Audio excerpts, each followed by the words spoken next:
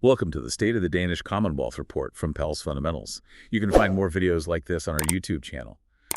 Today we're focusing on the Danish and EU perspective of the situation with Greenland in the U.S. Yeah, so the Danish government has been holding crisis meetings, even including business leaders. Oh, wow.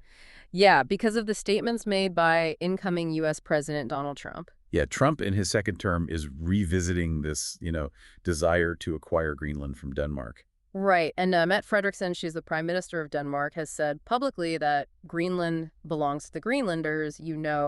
Their future is theirs to decide. Of course, of course. And Trump has threatened to put high tariffs on Danish products imported into the U.S. until Denmark agrees to a deal for Greenland. And the thing is, the U.S. is Denmark's biggest export market. Danish businesses sell something like 300 billion kroner worth of goods to the U.S. each year. Wow, so those tariffs would have a significant impact on the Danish economy. Definitely. And on the other side of the Atlantic, the EU is watching these developments really closely.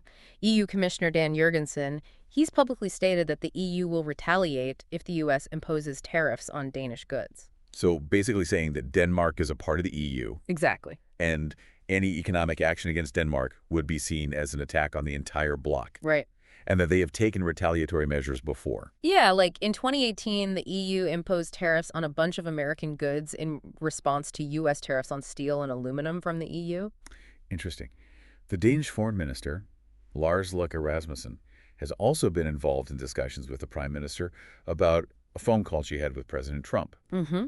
And while we don't know what they talked about, Rasmussen indicated that the problem wasn't solved by the call. And even suggested Wow. it might have been better if the call hadn't happened at all. Trump hasn't ruled out military intervention as an option to take Greenland. But his vice president has assured Denmark that the U.S. won't use military force. Yeah, the Organization for World Peace, they're a Canadian nonprofit, has issued a statement urging the global community to condemn any attempt to acquire Greenland without the consent of its people. Right, and adding to the complexity of this whole thing Right. is the abandoned U.S. military base Camp Century.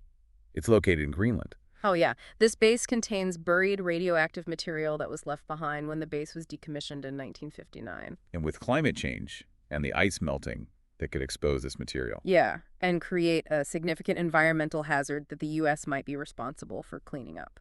Okay, so just to kind of wrap things up here, Uh-huh. the Danish government and the EU are obviously taking the U.S. president's statements and actions about Greenland very seriously. Right, they have to. The potential economic and environmental impacts are huge, and it doesn't seem like this is going away anytime soon. Definitely something to keep an eye on. And thanks for joining me today. Of course, anytime. And to our listeners, be sure to check out Pels Fundamentals on YouTube for more content like this.